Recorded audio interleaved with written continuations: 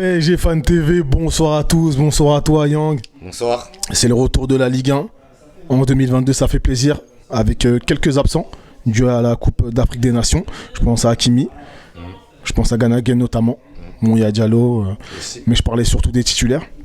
Ce soir, on a commencé sur le côté droit en tant que latéral avec Colin Dagba. Comment l'as-tu trouvé ? Très moyen, toujours aussi timoré, toujours aussi timide, très peu tranchant offensivement. Alors oui, il y a des montées offensives de sa part, il essaye de se montrer disponible, mais c'est vrai que dans le dernier tiers du terrain, il est, je trouve, très peu décisif. En tout cas, il montre très peu de velléité offensive. Après, bon, c'est un défenseur central, donc il se doit de défendre, et même pareil sur sa défense ce soir, sur sa manière de défendre, il a pas Défenseur central, tu parlais de défendre sur son côté, sur son couloir, il a pas rayonné, il a pas marqué de points. On démarre un mois sans Hakimi, donc je pense que c'est lui qui devrait jouer quasiment tous les matchs ce mois-ci, et pour le moment c'est toujours le Colin Dagba qu'on connaît, comme je t'ai dit, timoré, timide et très peu tranchant, et qui montre de l'envie, mais c'est pas suffisant. J'ai l'impression que c'est pas suffisant. On dirait qu'il est toujours impressionné d'être là, alors que ça fait déjà 2-3 ans qu'il est avec nous. Très bien. Dans les statistiques, le Paris Saint-Germain a fait un assez bon match. Il faut le dire, en tout cas, a dominé son sujet. Je vais commencer par le milieu de terrain. Paredes, voilà, qui est un peu de retour avec nous en ce moment. Herrera et Verratti, comment les as-tu trouvés ? Honnêtement, à l'annonce de la compo, j'étais pas très enchanté de voir ces trois-là alignés ensemble.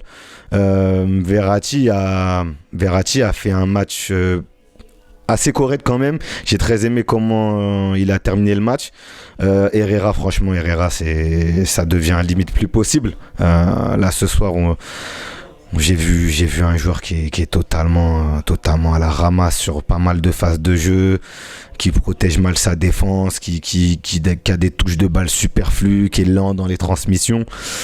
Pour ce qui est de Paredes, c'est plus ou moins la même chose, très peu de prise que de risque. On nous dit que c'est un joueur qui est capable de casser des lignes, etc. Qui a une qualité de passe hors du commun. Ce soir, je ne l'ai pas vu.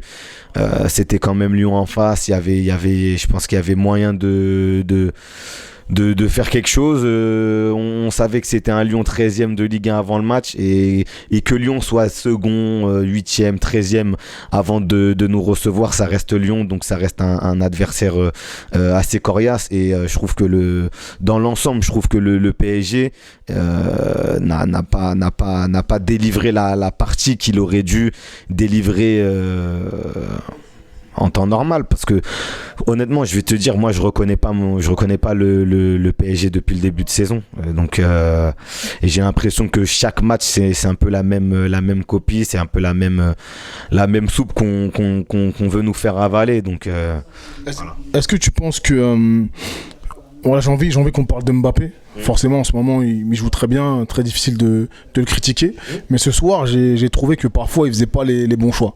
Et notamment à un moment donné où il tente sa chance et il oublie Icardi, qui était seul pendant de longues secondes. Qu'as-tu pensé de sa prestation de ce soir ? Il a essayé de faire la différence. On sait que voilà, les Lyon PSG, les PSG Lyon, c'est des matchs que Mbappé il aime bien se montrer, et peut-être que ce soir il a fait un peu, ça a été un petit peu à l'excès sur certaines phases de jeu.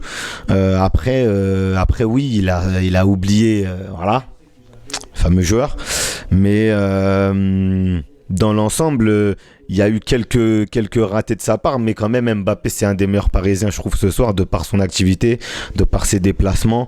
Il met un coup franc en fin de match sur le poteau, un beau coup franc, donc voilà, encore une fois ce soir on aurait pu être sauvé, de par les individualités, et on a été sauvé par Kera notamment.